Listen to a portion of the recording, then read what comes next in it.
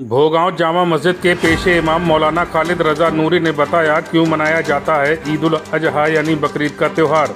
ईद उल अजहा यानी बकरीद का त्यौहार मुस्लिम समाज के लिए खास अहमियत रखता है। इस त्यौहार को मुस्लिम समाज के लोग बड़े ही हर्षोल्लास के साथ मनाते हैं और इस दिन अल्लाह की राह में कुर्बानी करते हैं। इस त्यौहार को क्यों मनाया जाता है, इस संबंध में जामा मस्जिद के पेशे इमाम मौलाना खालिद रजा नूरी ने बताया कि हज़रत इब्राहीम अलैहिस्सलाम की याद को ताज़ा करने के लिए बकरीद का त्यौहार मनाया जाता है। आगे और क्या कुछ बताया, जरा आप भी सुने। क्या नाम है आपका? मोहम्मद खालिद रजा नूरी। मौलाना, ये बकरीद का जो त्यौहार आ रहा है, ईद उल अजहा कहते हैं जी, क्यों मनाया जाता है और कब से इसका सिलसिला चल रहा है? इसका सिलसिला हज़रत इब्राहीम अलैहिस्सलाम से चल रहा है और साल में 2 दिन ऐसे आते हैं जिसमें जो नमाज़ें होती हैं ईदगाह के अंदर, और इनके लिए ख़ास तौर से हुक्म दिया गया है इन दोनों नमाज़ों के लिए कि इनको जंगल में जाकर अदा किया जाए।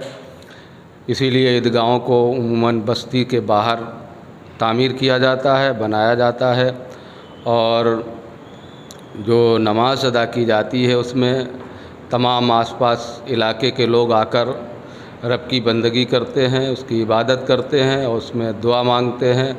अल्लाह रब्बुल इज़्ज़त उन दुआओं को अपनी बारगाह में कबूल करता है। ये दिन दोनों ही बड़ी ही अज़मत के दिन हैं।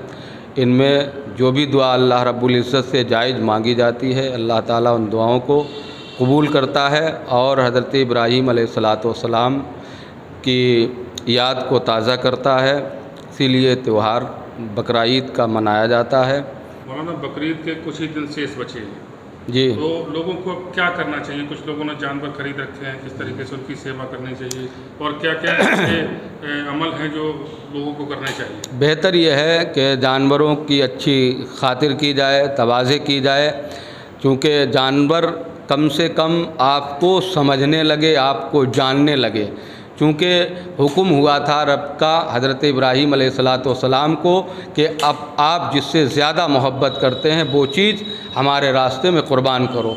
इससे साबित ये होता है कि हमें जानवर से कुछ ना कुछ मोहब्बत पैदा हो जाए, और बेहतर ये है कि कुछ दिन पहले जानवरों को ख़रीद लिया जाए, उनकी अच्छे से देखभाल की जाए, उनके चारे पानी का ख्याल रखा जाए और बेहतर से बेहतर उनको ग़िज़ाएँ दी जाएँ ताकि उनको एहसास ना हो।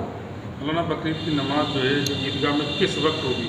ईदगाह की नमाज जुमे में मैंने ऐलान किया था। लोगों की राय इस बात पर मुत्तफ़िक हुई है कि 7:15 पर ईदगाह में जमात का टाइम रखा गया है और जामा मस्जिद में 7:30 का टाइम रखा गया है और सराय खाम में 7:45 का टाइम रखा गया, यानी 7:45 बजे। मौलाना, बकरीद के टाइम पर जो है कुछ लोग कुर्बानी कराने के लिए ईदगाह ना जाकर जल्दी किसी करीब मस्जिद में नमाज अदा करके और पहले कुर्बानी कराने के लिए सोचते हैं, तो इसके बारे में क्या कहें? देखिए, ऐसा है, ये नमाज ईद की बेहतर है कि ईदगाह में ही अदा की जाए। मसला ये है कि जो इस लायक है आदमी, इंसान कोई ज़ईफ़ है, कमज़ोर है, ईदगाह नहीं जा सकता है, तो उसके लिए इजाज़त है कि वो मस्जिद में नमाज अदा कर ले। क्योंकि अगर यहाँ की सिर्फ बात की जाए या ईदगाह में जगह की किल्लत की बुनियाद पर ये जामा मस्जिद में नमाज का इंतज़ाम किया गया, सराय खाम में इंतज़ाम किया गया, सिर्फ जगह की किल्लत की बुनियाद पर। वरना मसला यही कहता है कि ईद की नमाज ईदगाह के अंदर ही अदा की जाए, चाहे वो ईद उल फ़ितर हो, चाहे ईद उल ज़ुहा हो। उससे क्या है, मज़हब इस्लाम की शान का इजहार होता है। आवाम को क्या संदेश देना चाहिए? आवाम को ये संदेश देना चाहेंगे मैं कि जिस तरह से मैंने जुमे में बयान किया था और बहुत सख्ती के साथ मैंने मना किया था कि कोई भी मलबा, खून वगैरह नालियों में ना बहाया जाए और ना किसी को परेशानी दी जाए, बल्कि सख्ती के साथ इन चीज़ों पर अमल किया जाए जैसा कि हमारी शरीयत ने हमको हुक्म दिया है।